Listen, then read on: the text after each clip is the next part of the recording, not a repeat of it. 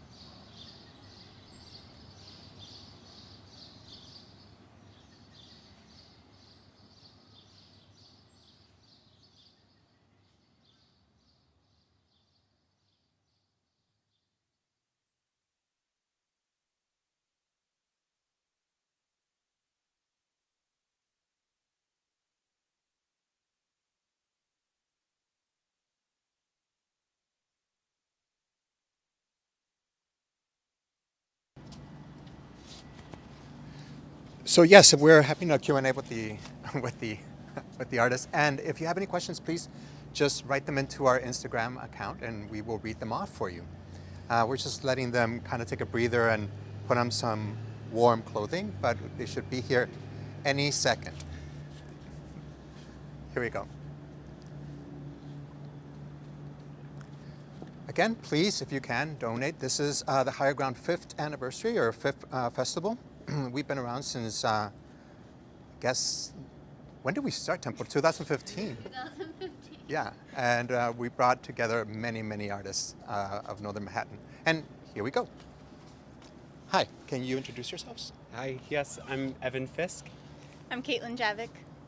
And we're missing Will, right? We are. Yes. We are missing Will. Okay. I think he's in the audience. Yeah. He's watching. Hi, Will. Hi, Will. So can you talk a little bit about that collaboration with Will and how that worked for you as far as creating this? Because I understand that the piece was already, a version of the piece was already in existence. So how did you bring this up to him? So Will and I have worked together for a number of years now, about 3 or 4, and I always come to him with some crazy ideas, and I'm just like, here's the vision that I have for the piece. Do you think you have something that's going to support that? And he usually comes back with exactly what I need. So it's always a wonderful relationship. So Caitlin and I had been talking about what the piece meant to us and what this sort of grief and trauma, how that is expressed in different individuals. And so we shared that with Will, and he felt that he had pieces that were going to support that and carry through the narrative that we were looking to present. Fantastic. And was Will's music the original musical composition for the piece? No. Well, this is an adaptation of a work that I made maybe about 3 or 4 years ago now, and that was to a piece called, oh goodness, do I remember the name? It was called The Spheres. Yes. It was a version of Kyrie by Ola Giello. Yeah. So that was that original score, but I don't think that there's any really play off of what that original score was. Okay, so the composer basically just spoke to you and created the piece from your narration and from the movements that you were introducing to him. Yes. Great. Yes. Would you like to talk a little bit about the creation process and also why for this festival? Sure. So our creation process started with re-exploring the content of the work, so the base framework, the phrasing, and then kind of messing it up a bunch of different times. We started with the original piece had a smaller cloth, and then we were playing with that, and something pulled in us that we wish we had more to pull or more to work against or more weight to carry as the work was being developed further, and our understanding of what the work was becoming was deepening. So then we got this huge piece of fabric, and that's when things got really fun. Yeah.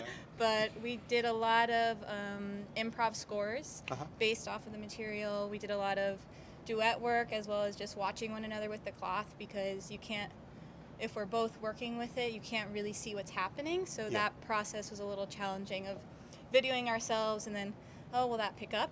But it was really great to have a really immersive process that was so much about physicality and emotion and structure of a work, so how trauma manifests in different ways, as well as our collaborative effort with Will. So basically we started creating content, and then we were showing it to him, and his structure then supported our structure. Yeah. That's fantastic. So when you found out that the festival was going to go from live to virtual, how did you react? And what did that change as far as the piece, if anything? I think there was obviously a level of nervousness around what it would become, but I think because so many of our ideas were sort of pressing a body into the cloth, this almost two-dimensional realm sort of worked to facilitate that, because we were always just like, okay, well, this is facing towards the camera. What sort of outline are you understanding with that? How is the movement being expressed in a different way if you're watching it from this angle versus this angle? So it sort of, because it was a quick turnaround, it sort of narrowed the gap of what we wanted to create. So it actually was an enabling constraint, to use a term that we I always love that. use. Yeah. Enabling constraint. So let me ask you this, because now dance and performance in general seems to be on screen. Have you been participating in classes or choreographic projects through this, and did that inform this process as well? You can go ahead. Yeah, a lot of classes, a lot of knocked over furniture and items around the house, as I think we all Yeah. know. A lot of bruises. Exactly. You find out which furniture pieces can support your weight or not. It did. It makes you realize what level of connection you can have through a screen and what levels of connection aren't really going to be supported. Yeah. So I think going back to that two-dimensional realm of like, you have to play to the camera. What is going to work for that? What is not going to come across through a lens? So it was a lot more trial and error, I think, and a lot more filming and watching back and just understanding, is that saying what we want it to say? Is that visible? Yeah. Exactly, yeah. Do we have any questions? Just a bunch of bravos. Oh, Great bravo, dancing. bravo. Thank you. Great job. Beautiful dancing. And Will says hi. Hi, Will. Oh, hi, Will. Again. So is there, and I'd asked this before, but I wanted to give you a couple, maybe a day to think about it.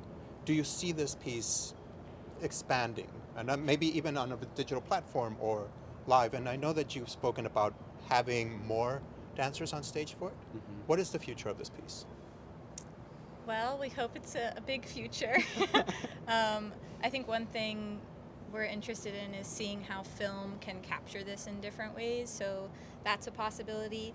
And using space and to let this live larger and grow with more dancers. So originally when we were going to adapt the piece, we were thinking the fabric was going to be circular and there would be several bodies in it. Uh-huh. This was before COVID, and touching the same thing was not a good idea. You know, like, Yeah. So yeah, I hope that it continues to grow in that way while still harnessing, as we spoke the other day, that it being a duet, being inside of it and choreographing it brings out a whole different element of creating a work, and I really enjoyed that. So how do we translate that? How do we translate our little world into more people and translate the message more clearly each time we do it? Yeah.